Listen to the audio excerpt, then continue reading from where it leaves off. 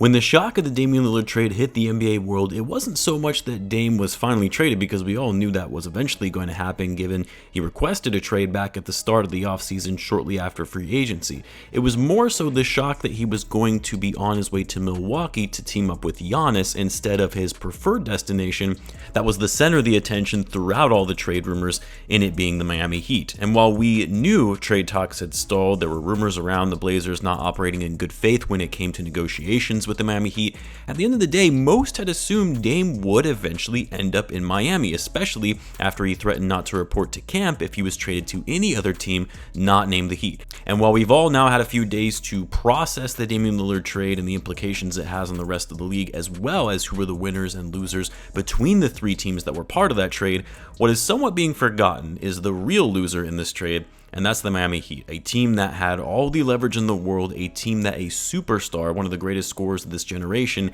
hand-selected as his sole destination to be traded to, could not land Damian Lillard. And even though Pat Riley and the Heat claimed they were not going to be desperate in going after Lillard because they still felt they had a great team that came off going to the NBA Finals this past season, it's going to be much more of a challenge for them, though, to be able to replicate that going into this season, especially now that we know they will not be getting Damian Lillard, and it's what we'll be talking about further in this video. As always, if you're new to the channel and you like this type of content, it would mean a great deal to me if you subscribe to help the channel grow, and in return, I'll be providing more NBA content like this. Now, the Miami Heat have always been known as an organization for the highest standards in leadership, winning culture, a team-first approach to the game of basketball. The Heat culture, as it is often referred to, is why you see so many stars wanting to go to Miami as a destination of choice, whether it be in free agency or a disgruntled star requesting a trade. Really, when you think about some of the biggest names in recent memory that have requested trades from their respective teams,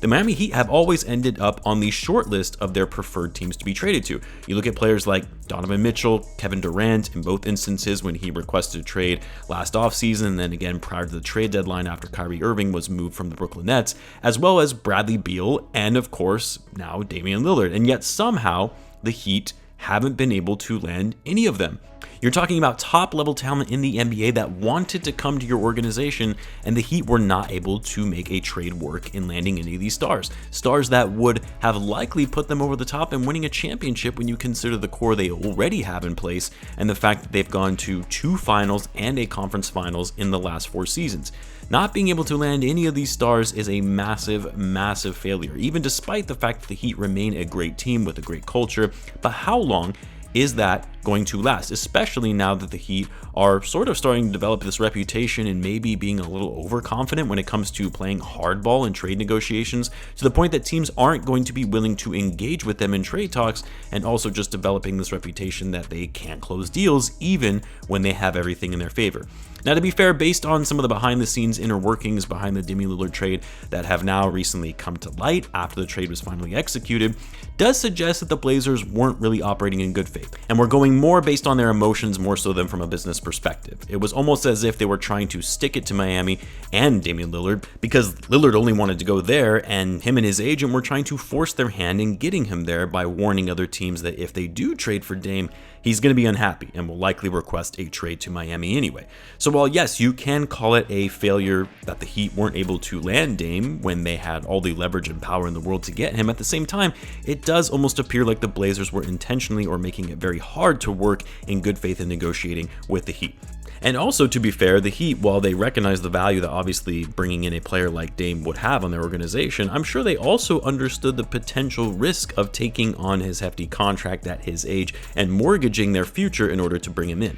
So while I do think that the Heat not getting Lillard this offseason was a failure, I don't think it was the failure of epic proportions that some people are trying to make it out to be. But when it comes to a pattern of missing out on star after star, stars that wanted to come play for you, it's not like these are stars that simply requested trades and the Heat were just trying to get into the mix between a host of other NBA teams throughout the league. No, they were handpicked as a franchise these players wanted to go to, and they couldn't get it done. But even taking that aside for a minute, because I'm sure there is an argument that a team like the Suns, who ultimately landed Kevin Durant and Bradley Beal, had more assets to trade or were willing to risk it all to get those guys, and the Heat just didn't want to do that. But let's talk about why this offseason for the Miami Heat, a team that is just coming off a run to the finals, is actually much worse than you think, even despite the fact that Pat Riley and company are trying to brush it off like they didn't even need Damian Lillard anyway. First of all, you have to remember that the Heat, once Dame requested a trade and said he wanted to go to Miami, ever since that time back in July, they were operating fully under the assumption that they were eventually going to get Dame,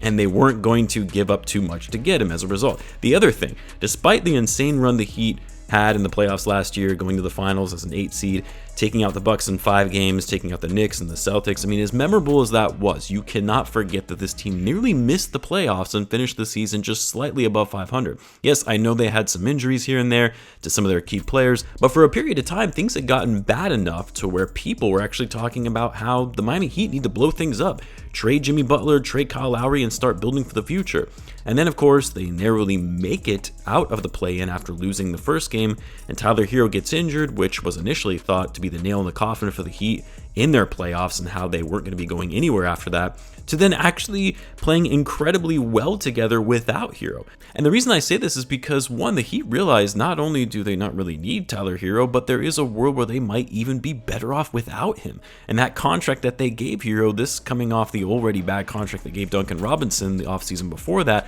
I said it at that time, and it was one of my first videos on the channel, was that it was one of the worst offseason contract signings of the summer of 2022. I shouldn't say the worst, but would end up being one of the more regrettable contracts down the line. And so for the Heat, not only did they lose Max Strus, who was actually a big piece of their offense as a off-ball catch-and-shoot sharpshooter, but they also lost Gabe Vincent, who kind of came out of nowhere and was incredible for them in the playoffs, particularly in the Eastern Conference Finals against the Celtics, as well as in games 1 and 2 of the finals. But despite losing 2 of their key role players in free agency, the bigger loss here is that they had an opportunity not only to land a mega superstar in Damian Lillard, but they also had the ability to get out of Tyler Hero's contract. Now, I'm not saying that Tyler Hero is trash. He's actually a great player, even though I personally am not a big fan of his game. But I think most will agree that Tyler Hero is not an all-star level player, even though the Heat paid him like he's an all-star level player. 4-year contract, which kicks in this season, where he's going to be making close to $30 million a year. And while, yes, he's still young, has the ability to get better as he nears his prime, the fact of the matter is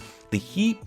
didn't really need him when it came down to some of the biggest moments. And so to lose out on Damian Lillard, which would instantly make them one of the best teams in the Eastern Conference, but to also lose out on an opportunity to move off of Hero's contract, which according to reports a lot of teams are wary to be taking on, that's the biggest loss in my opinion, and could end up holding the Heat back while they try and maximize the limited window they have to win now with Jimmy Butler. And so while the Heat are trying to save face and say, meh, we'll be all right without Dame. We just went to the finals last season. We're always at the top of the East, regardless of the regular season record. At the end of the day, they know they can't win a title as currently constructed. And with Jimmy Butler, their star and franchise player who just turned 34, still playing at a high level, by the way, but that chance to put star talent next to him and win a title is dwindling. You're talking 1 to 2 years where they can push for a title under Jimmy Butler and their opportunities to bring in superstar level talent. And even having the upper hand in trying to land said talent continue to pass them by without being able to land them at crucial times.